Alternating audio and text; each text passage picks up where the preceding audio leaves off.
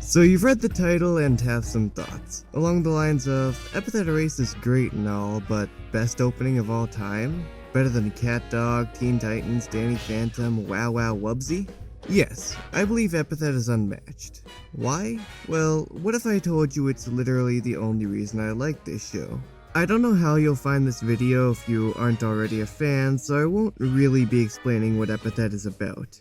Instead, I'll explain why I initially despised it, which I suppose we should start with this defining aspect, the animation, or the lack thereof. Many dismiss it with indie status, which is a bit of a misnomer, but I don't think it would really matter. The visuals don't seem like a problem of low budget as much as budget allocation. The character designs are decadent. Put Molly next to a AAA character like Luz and you'll see how many superfluous details there are. These designs would be exhausting to animate, and frankly, we're lucky to get as many drawings as we did. If they simplified the designs and made each drawing less refined, then fully animating the show would be more than possible. Welcome to Hell spent $3,000 for exactly 8.5 minutes of fluid animation.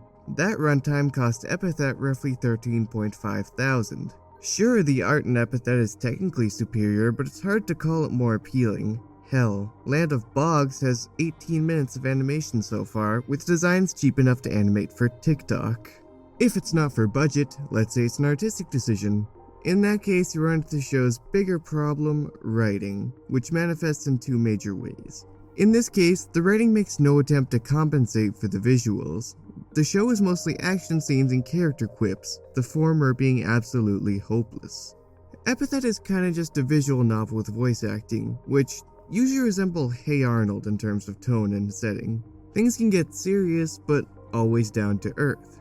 This allows the micro-budget productions to get away with very simple visuals, because the visuals have less to communicate. Now try making an X-Men visual novel and you run into many problems. If the visuals are an artistic decision, Epithet is a terrible story for it. Secondly is how forced the plot can be. The worst of it is Sylvie, the Epithet-based psychologist. I wish they gave some insight, cause not only does it sound interesting, but it could give him a logical reason to want a simple look at the amulet. Or better yet, a reason he'd assume that's why Mira is ransacking the museum. He then attacks the protagonist because he loathes criminals. As if he didn't break into the museum.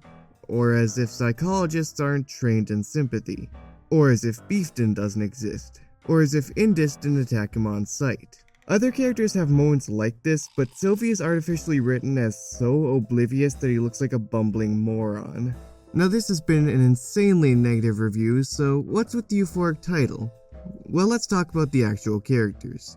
I think they're best described as a mixed bag, but the hits really hit. None of them are unheard of. Giovanni reminds me of Lancer, Indus reminds me of Kronk, Ramsey reminds me of Grunkle Stan, Zora reminds me of Shere Khan, but each of them are the definitive version of their archetype. Even the ones I don't like, Percy, Molly, her dad, they're certainly tolerable.